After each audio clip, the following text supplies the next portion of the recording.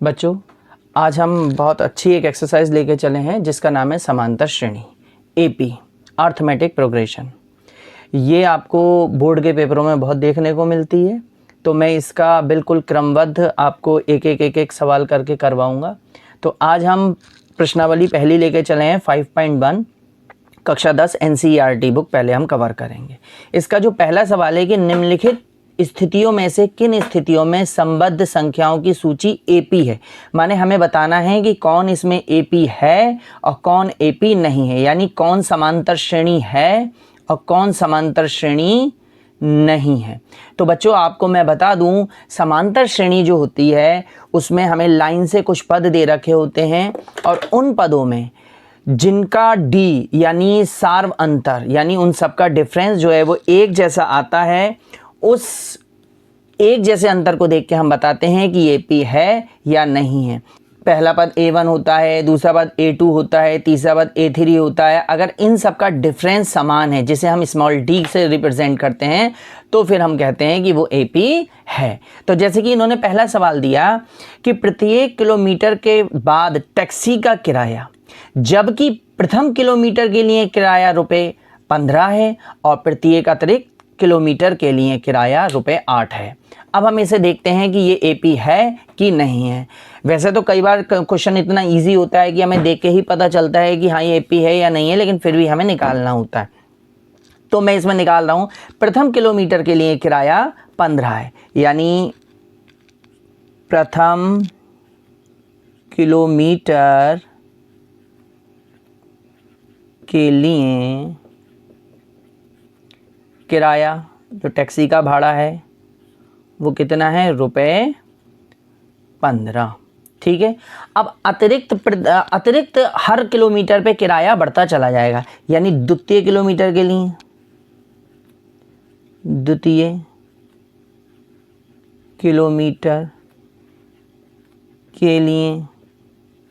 किराया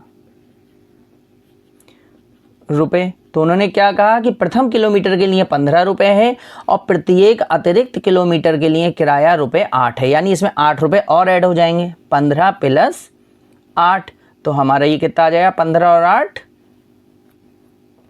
23। ये हमारा दूसरे किलोमीटर के लिए किराया आ गया। ठीक है। इसी तरीके से मैं तृतीय किलोमीटर के लिए निकालता हूं। तृतीय किलोमीटर के लिए किराया रुपए। अब देखिए 23 तो हो चुका, 23 में 8 और जुड़ जाएगा तो कितना हो जाएगा, ₹31। ठीक है। और मैं इसी तरीके से अन्य पदों के लिए भी निकाल सकता हूं। हम केवल 4 पदों का ही निकालेंगे, हालांकि हमें ज़रूरत 3 की है, 3 से ही हमें पता चल जाता है कि ये एपी है या नहीं है। अब ये रुपए कितने हो गए, 31 तो हो चुके और 31 में ₹8 अगले किलोमीटर के लिए और जुड़ गए तो वो हो गए ₹39। कितने हो गए, 39, ₹39 किराया हो गया।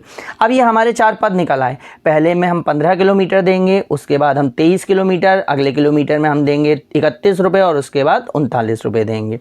अब हम देखते हैं इनका डिफरेंस, यानी पहले वाले पद को हम कहते हैं A1 हमारा आया है 15, A2 हमारा आया है 23, A3 हमारा आया है ₹31 और A4 जो आया है हमारा वो आया ₹39। ठीक है। अब हमें देखना होता है इस पद में से इस पद को घटाएं, यानी A2 में से A1 घटाएं, A2 - A1। अब A2 कितना है, 23 और 23 में से 15 घटाएंगे तो लाजमी हमारा 8 ही बचेगा, 8 बचा। अब हम A3 में से A2 को, यानी अगले प्रोग्रेशन में से पिछले को, यानी अगले पद में से पिछले पद को हम घटाते हैं। A3 से हम माइनस करेंगे A2 को, तो हमने 31 में से माइनस कर दिया 23 को, तो ये भी कितना बचा, 8। और अगर हम चाहें आगे के भी निकालेंगे A4 में से A3 को, तो भी मतलब वो हम 2 का निकाल के मान लेते हैं, लेकिन हम जितना चाहेंगे वो 8 ही डिफरेंस आया। तो मेरा जो सार्वंतर आया, सार्वंतर मतलब सबका अंतर जो आ रहा है वो ₹8 आ रहा है, सब में 8 आ रहा है। अब क्योंकि इसका सार्वंतर समान आ गया, यानी D जो है वो 8 आ गया, अतः हम यहाँ लिखेंगे चूंकि सार्वंतर समान हैं, 8 है ना, अतः यह आंकड़े जो हैं वो एपी में हैं। ठीक है, इस तरीके से ये आपका उत्तर हो गया।